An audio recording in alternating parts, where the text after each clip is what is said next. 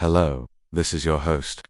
Today's question is, can I make a video about the insane true story of the $7 an hour guard who stole $19 million? Let's do it. On March 29, 1997, an ordinary day in Jacksonville, Florida, an armored truck rumbled up to the Loomis Fargo Cash Depot just after 3 o'clock in the afternoon. It was carrying more than $40 million in $400,000 $100,000 bags, all destined for the depot. At the wheel of the truck was a veteran driver named John Gallagher. Alongside him was his partner, Philip Noel Johnson, better known as Nick Johnson, the second-man courier. They had worked together for years. John and Nick were part of Garda, a large private security company that handled cash transportation and storage for various businesses, including banks and retail chains. For the past 10 years, Garda had been providing reliable service, transporting billions of dollars without any major incidents. However, unbeknownst to everyone, trouble was brewing within their ranks. As they approached the depot, John began preparing for the final handoff of the shift. He radioed ahead to notify them of their arrival, and then he parked the truck inside the restricted area of the depot. As per company protocol, only 2 people were allowed inside the restricted zone, the drivers and the shift supervisors. So once the truck was parked, the driver would remain in the vehicle while the second-man courier, Nick, would accompany the guard on duty into the main building to complete the transaction. But here's the thing, today was Nick's last shift. He had put in his 2 weeks' notice quite a while back, and had already secured another job. Normally, the company protocol stipulated that the new guy would accompany him on his last day to learn the ropes. But due to unforeseen circumstances, no one from the new team could make it today. So John decided he would just take this opportunity to have an early lunch before starting his next run. He grabbed his food from the back of the truck and settled down on the bench outside, while Nick went into the building to finish out his shift. Nick entered the building and saw his co-worker, the guard supervisor for the evening shift, was nowhere to be found. Security footage later revealed that the guard had taken a 15-minute unauthorized break. No big deal, Nick thought. He'll probably just meet me back here in a few minutes. Nick sat down on the same bench where John had been sitting only moments before. He took out his beeper and pager and waited for the guard to come back so they could finish the paperwork for the handover. Only problem was, the guard never came back. 10 minutes turned into 15, which turned into 20, and Nick started to get worried. Where the hell is that guy, he wondered. Nick knew that company protocol mandated that neither the guards nor the drivers were allowed to leave their posts until the handoff was complete. The thought that his friend might have abandoned his post sent a chill down his spine, and that's when Nick made a decision that changed everything. Instead of waiting, he decided to go find the guard and see what was going on. As he got up from the bench, he noticed the back door to the restricted area was wide open, clearly left ajar by the absent guard.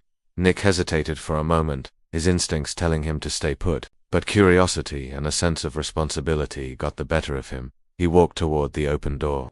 What happened next shocked him to the core. Inside the restricted zone, Nick found John lying face down on the ground, bound with zip ties. And beside him was another guard, Mark, also tied up and gagged. The sight before him was like something out of a movie. As Nick cautiously approached John, he heard a voice from behind.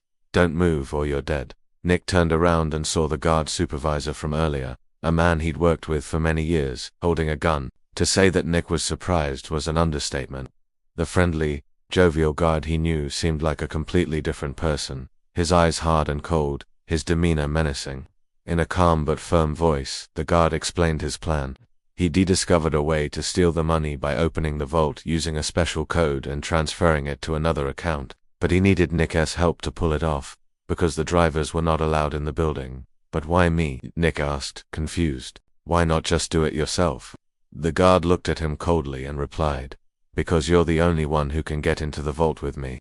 You're the only one who knows the combination." At that moment, Nick realized that he was in a terrifying situation. He was being blackmailed by his own colleague into participating in a robbery. He could try to fight back, but he was outnumbered and outgunned. Plus, he wasn't even sure if the gun was loaded. On the other hand, if he cooperated, he could end up getting shot. Either way, the risk was high. But as the guard's supervisor continued explaining his plan, Nick noticed something strange. He was talking about moving millions of dollars, about disappearing and starting a new life far away. There was a wild glint in his eye, a manic energy that suggested that he had been planning this for a long time.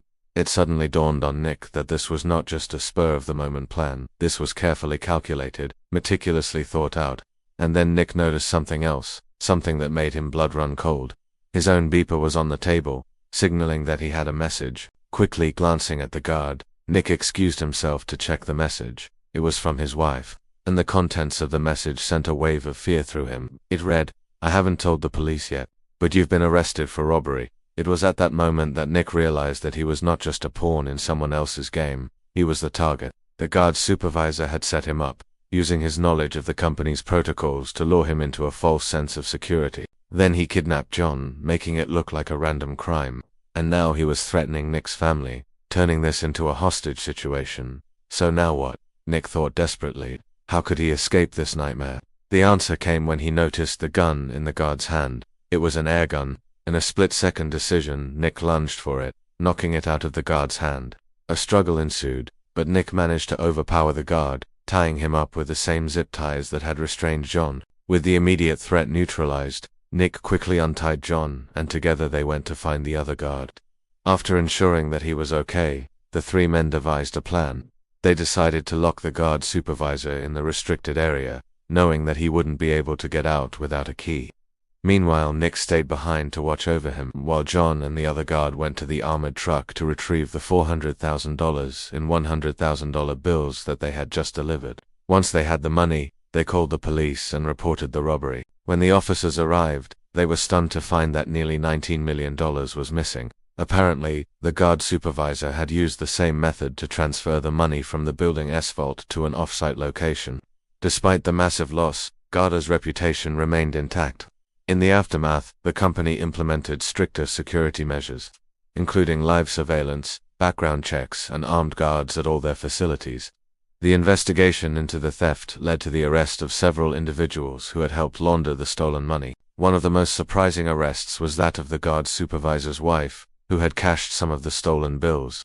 However, despite the arrests, the mastermind behind the robbery, Nick Johnson, remained at large. A nationwide manhunt was launched and a reward of $1 million was offered for information leading to his capture. Finally, 2 months later, Nick was spotted in a hotel in Las Vegas and was apprehended.